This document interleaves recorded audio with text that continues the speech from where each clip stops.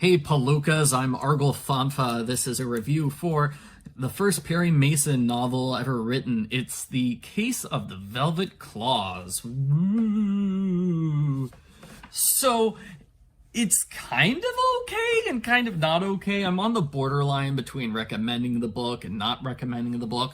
The problems with the book are ones that get fixed later on in the series, or so I'm told. So, Perry Mason is a famous lawyer who always gets the bad guys to confess in court.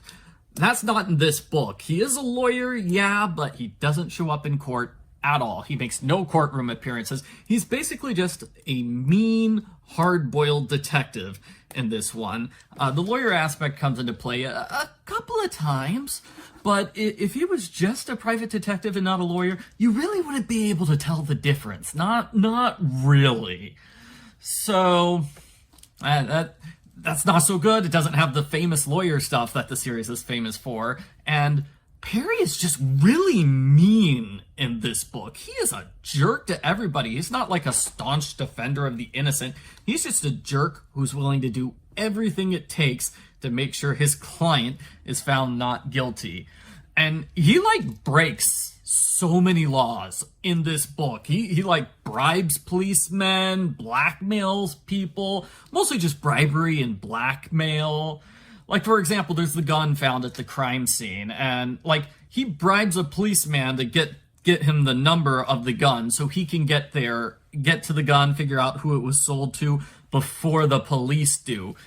That's gotta be illegal, right? Just messing around with the crime scene has to be illegal. If this was real life, poor Perry Mason would be disbarred 5 times based on the events of this book, where he's just always breaking the law and being a huge jerk about it. That's the other big problem with the book. It's just, he is so mean to everyone. Every single conversation is hey, shut up. I'm in charge here. I'm gonna tell you what's gonna happen. See? And he does that with everyone. There was a question of, is this book sexist?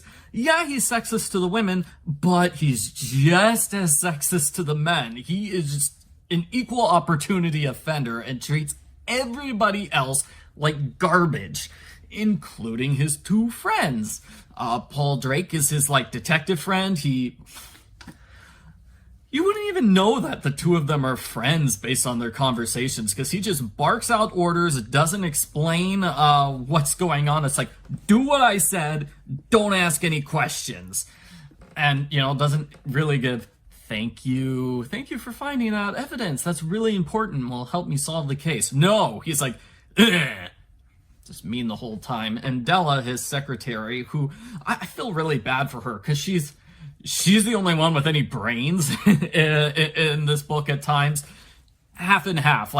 Sometimes I really think she's smarter than Perry, and then other times he treats her like a jerk all the time, and then other times it's she doesn't really understand what's going on. She's not smart enough to figure out the mystery, and part of that's because he's a jerk and didn't give her all the clues. So I still think she's a much better person than Perry Mason is in this. And then at the end, they, kiss.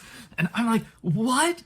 They're romantically involved? When did this happen? He treated her like garbage the whole time. Even from the first chapter, he's basically, okay, let's get into the plot line. So, a femme fatale shows up at the office, and she introduces herself as Eva Griffin, and she's got a case for Perry.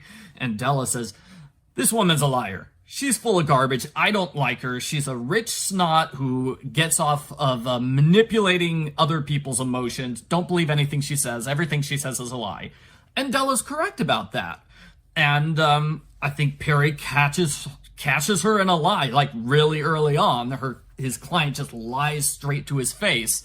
She just lies all the time. She's really kind of a scumbag. Even when she could tell the truth and it would be advantageous to do so, she still lies. She likes to lie all the time.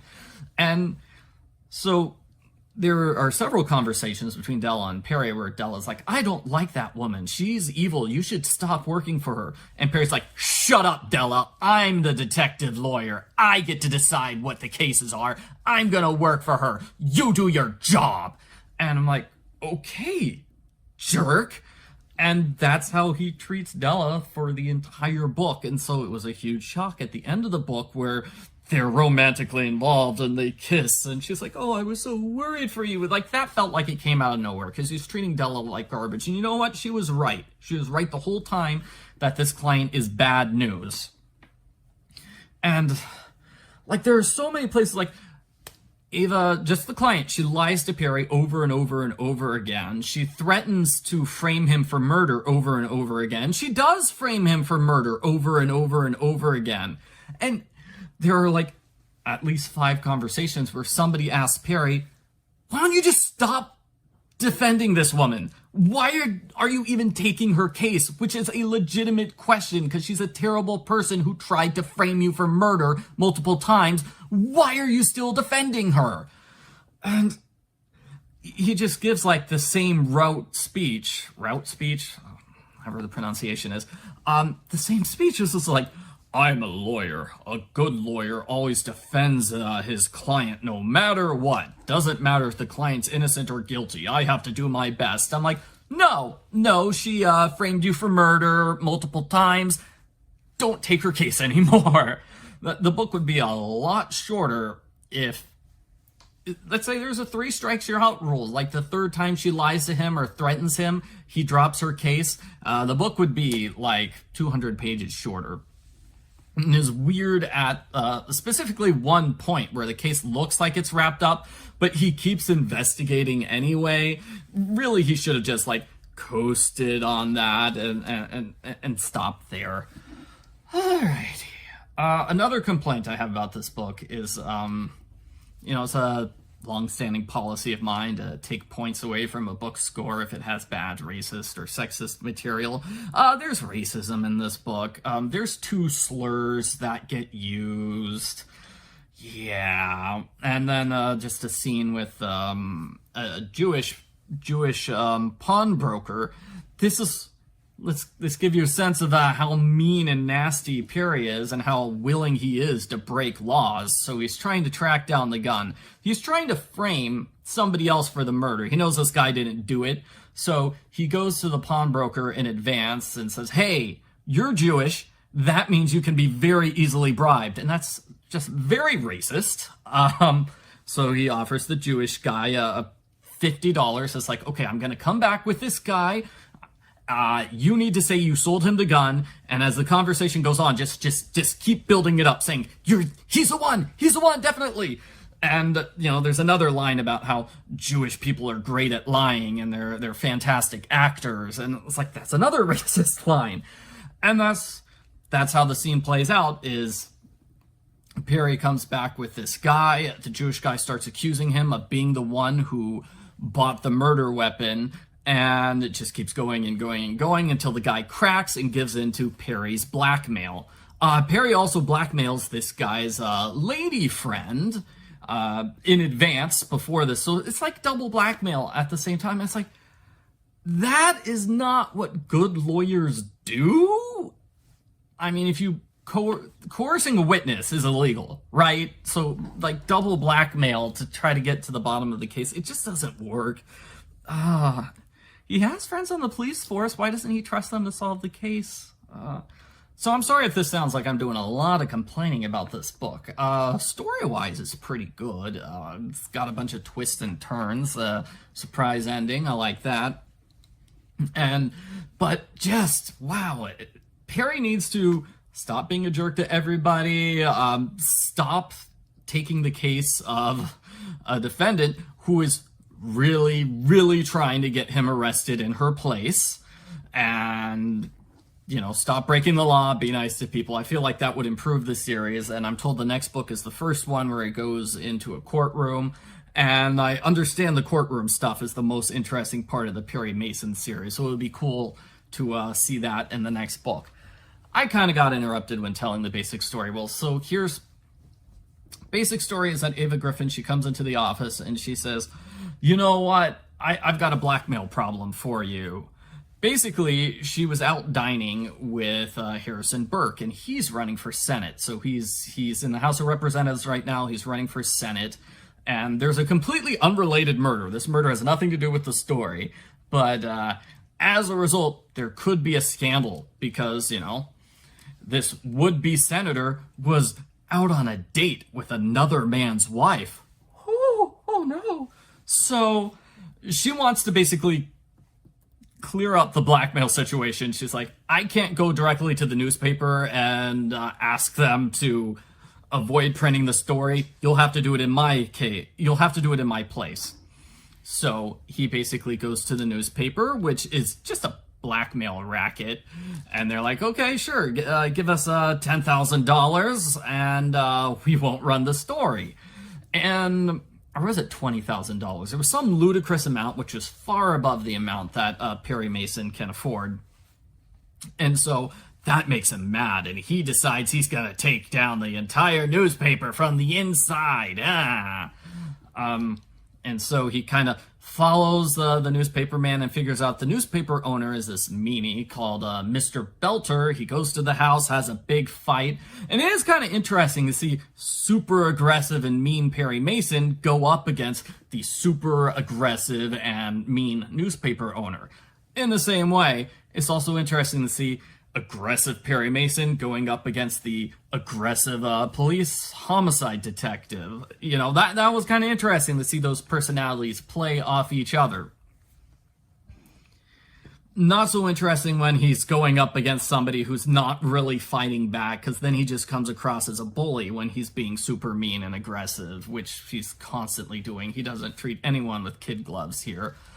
So, plot twist, Eva Griffin is actually the newspaper man's wife. She's Mrs. Belter. And I think that's the point where Perry should have dropped the case. Just like right there, he's like, hey, you lied to me the whole time. No, she lied about who she was, and she knew the entire time that her husband is the secret owner of the newspaper. And like, either of those things would have been really good things to know in advance. And then Perry would have attack the case in a completely different way instead of going in with guns blazing and getting the newspaper man to hate him.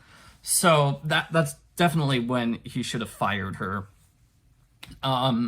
Perry's really obsessed with money too. He's constantly like trying to extort her for more money and extort Harrison Burke for money too. And let's see, newspaper man is murdered, and Eva basically tries to frame Perry for it. So she calls him before calling the police to get him over there. And, she claims, oh, I was just so nervous and excited. But no, that was a lie. She wanted Perry on scene so she could frame him. And she's like, okay, well, I overheard him having an argument with you. And that is just a frame job. She makes up a story saying she thought Perry Mason was already there talking with her husband, having an argument shortly before the murder. And let's see, she lies about papers in a desk, lying about the will, later lies about her husband. Perry does examine the crime scene a little bit, and he sees, well, the victim was interrupted while in the bath, and we can tell based on, the towel hasn't been used, but the bathrobe has, so he just got right out of the bath, didn't even take the time to, dry himself off properly first, and I thought that was a pretty good deduction. So there's a drunkard nephew who shows up, and like he had a flat tire and he's super drunk, and so he's a suspect. And there's also some suspiciousness going on with the housekeeper and her daughter. They're also being pretty suspicious there as well. So those are our various suspects. And let's see.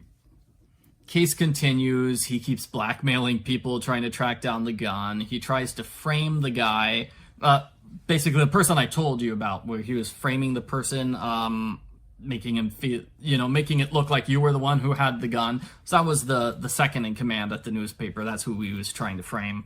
And he has his detective friends get the dirt on that guy so he can blackmail him and his friend. And in addition to the frame up, it's like I said, Perry is doing a really thorough job of law breaking to protect his client who's trying to throw him under the bus. So clever plot twist with the will. I suppose I'm giving away too many plot twists here, but that's okay. If you don't like hearing the plot twist, you probably stopped watching the video a while ago. Plot twist with the will is that it's a forgery. But what happened is the wife saw the will, and then she made sure that the nephew and his attorney saw the will, and then she stole the will and copied it out word for word. She didn't change any of the contents, but she made it a forgery, and it's an obvious forgery. It's obvious the will is fake. And then she destroyed the real one. So now that her husband's dead and the police have a forged will, it says the exact same thing as the original will. And so when the attorney gave it a quick glance over, he's like, yeah, that's the original will. And so the attorney, the nephew and his attorney can't say, they're already on record as saying it's the real will, so they can't say it's a forgery now.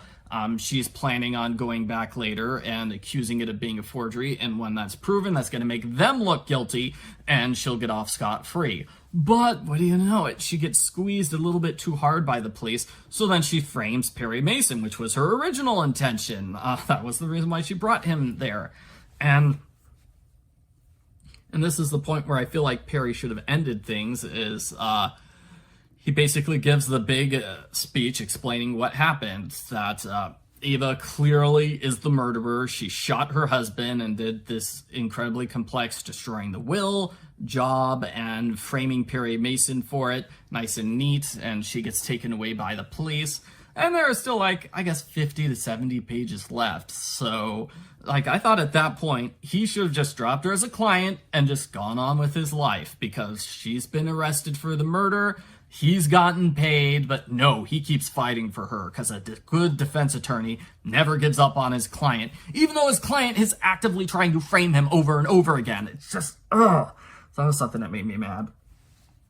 So he looks into the house servants, and it turns out that one of them has some sort of problem with the marriage. She's been married before, or she wanted to get married to the one guy. And again, Perry Mason breaking the law here. He loves breaking the law. He lies about who he is so he can get the court summons in relation to this divorce case. And that's probably where his knowledge as a legal expert comes into play. Also with the status of the will, too. So there are two places where it's like, well, it's helpful for him to be a lawyer because he knows the ins and outs of the case. And then he realizes, then he gets the real solution there afterward. That lets him go on to the real solution when he figures out what's going on with the maids.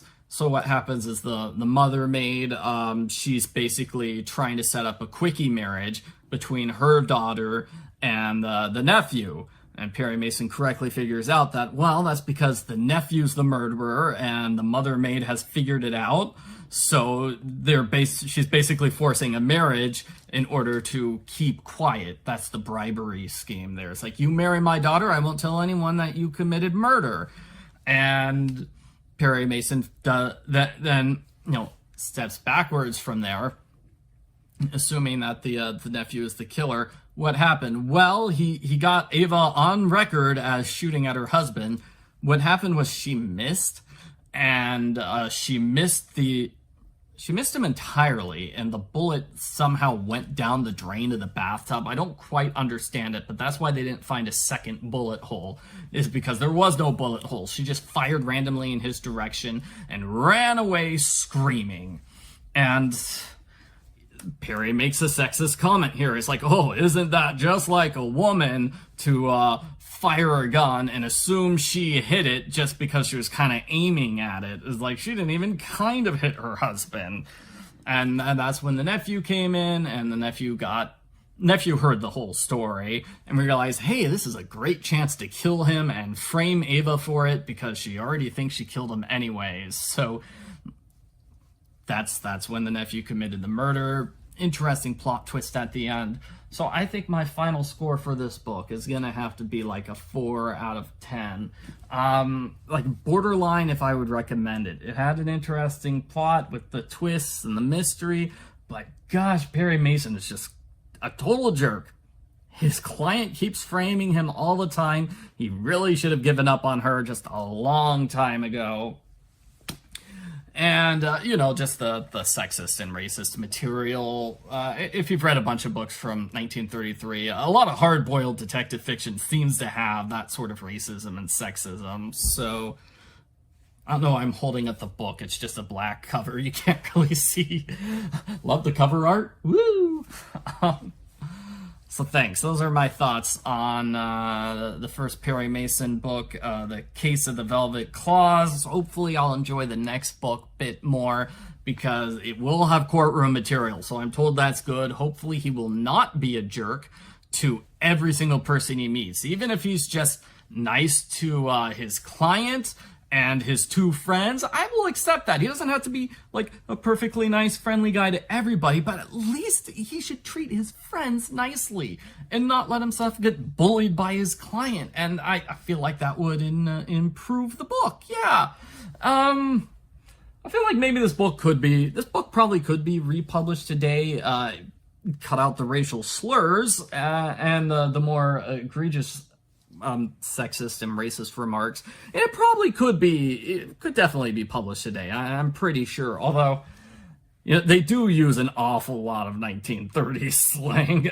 Just a lot of it. Yeah. They're always talking about Janes. So that's what the word they use for woman in this book. They use it all the time. Okay. So, thanks for watching. Also, like, just super old-fashioned. They're always using the telephone and the roundabout ways of using the telephone, and they know that the telephone operator is always listening, so they've got to use some sort of codes to be able to call somebody without raising any suspicion. And it's like, if this was a modern book, everybody would have a cell phone. Come on. And so it wouldn't be very realistic for him to be able to beat the police to every single clue. And that's what he does. He just beats the police to every single clue just so he can turn around and just manipulate it to his own advantage because he's always breaking the law. So, yeah. Thanks for watching. I've been talking about this book too much. Bye.